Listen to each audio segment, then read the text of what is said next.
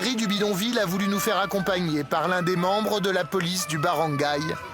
Il ne se déplace jamais sans son arme. C'est sensible ici. C'est un endroit dangereux. Il a 29 ans et il est au chômage. Il est né à Basseko et il y vit aujourd'hui avec sa famille. 4 bouches à nourrir, pas facile. Alors il y a 3 mois, il a décidé de vendre une partie de son corps, son rein. Voici la cicatrice. Sur son flanc, une cicatrice de 30 cm. Et encore, il s'estime heureux. Il y en a qui ont la cicatrice qui va du nombril jusqu'à la colonne vertébrale. Mais la mienne, elle est normale. Les reins filtrent le sang et le débarrassent de ses impuretés.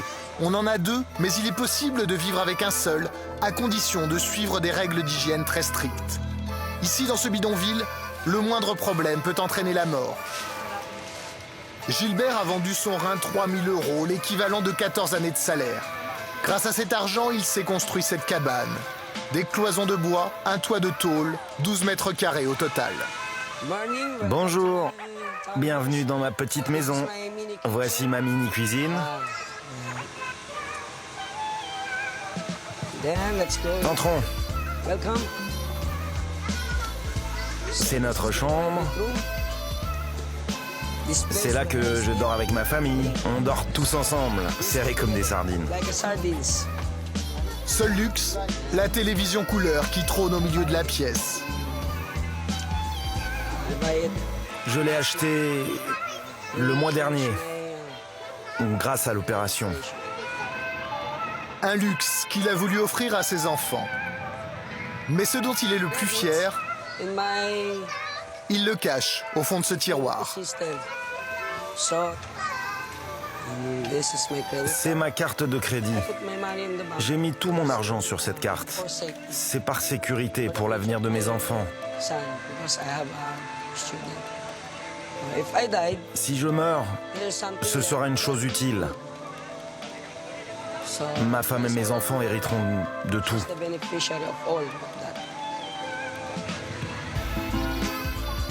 Aujourd'hui, Gilbert est fier de cette opération. Fier car ses enfants vont désormais à l'école. Et fier aussi d'avoir sauvé la vie d'un malade qui avait besoin d'un rein. Mais sa femme n'est pas du même avis. Qu'est-ce que vous pensez de tout ça?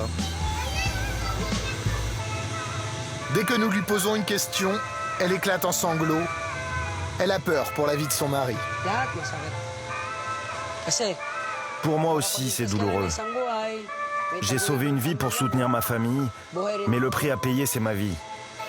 C'est ça qui l'a fait souffrir. J'ai sauvé une vie, mais je peux perdre la mienne. Gilbert a pris sa décision seul, contre l'avis de sa famille. Je vous présente ma mère. Mais pour sa mère, Gilbert n'avait tout simplement pas le choix. Il y a des jours où nous n'avions rien à manger. C'est pour ça qu'il a été obligé de faire ça. Pour assurer l'avenir de ses enfants. Ils sont encore petits et il n'a pas de travail. Il n'y a pas de travail ici.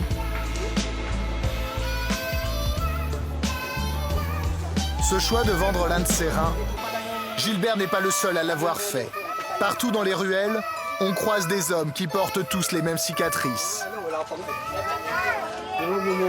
À Basseko, ils sont plus de 700 à avoir vendu leurs reins ces dernières années. Le bidonville a même gagné un nouveau surnom, One Kidney Island, l'île de ceux qui n'ont qu'un rein.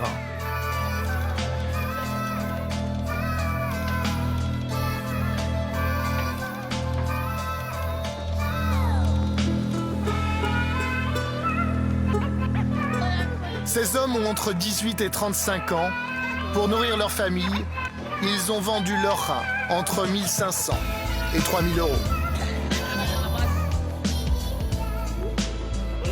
À Basseko, certains ont tenté de s'enrichir grâce à ce marché en jouant les intermédiaires entre les hôpitaux et le bidonville.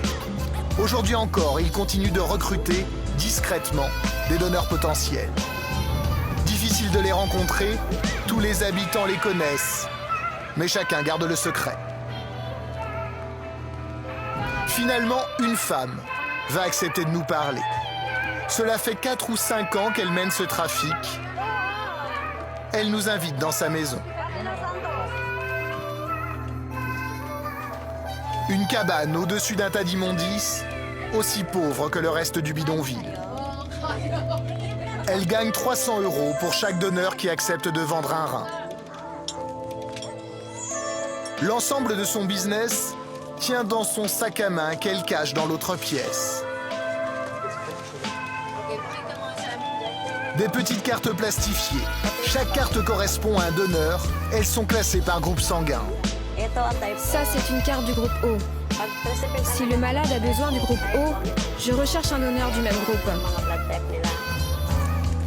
En tout, dans le sac à main de cette femme, une 50aine de cartes de donneurs potentiels. 50 reins à vendre qui attendent de riches patients venus du bout du monde.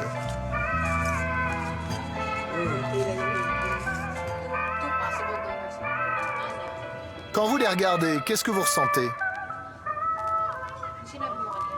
C'est douloureux pour moi, parce que c'est quelque chose qu'on enlève à leur corps.